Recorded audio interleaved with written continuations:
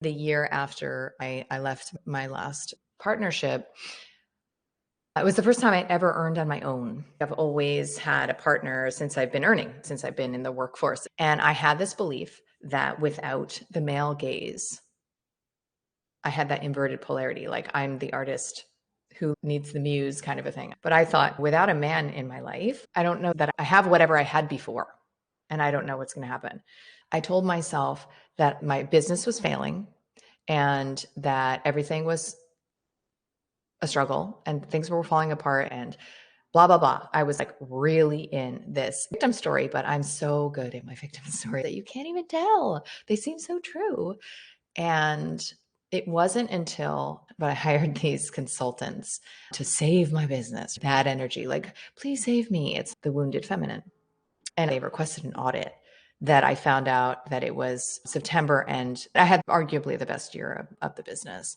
That was shocking. That I was telling myself this story of poor me, so sad. Look at me withering without the sunlight of a man in my life. And meanwhile, right in my actual lived experience was in stark contrast to that. So I lived 9 months of that year feeling bad for myself and recruiting louche energy from everybody else to feel bad for me too. So that was pretty sobering. And after that point, I was like, okay, I am ready to have a different story now. I almost never say I can't afford it or that's too expensive. I just don't cast those spells. And that language is so pervasive here. In New York, we don't really say that either. At least in my culture, we didn't. And down here, it's very common. How much does it cost? The first question, how much does it cost? I'll come from some healing session and be like, oh my God, that changed my life. And the first question I'll be met with is, how much does it cost?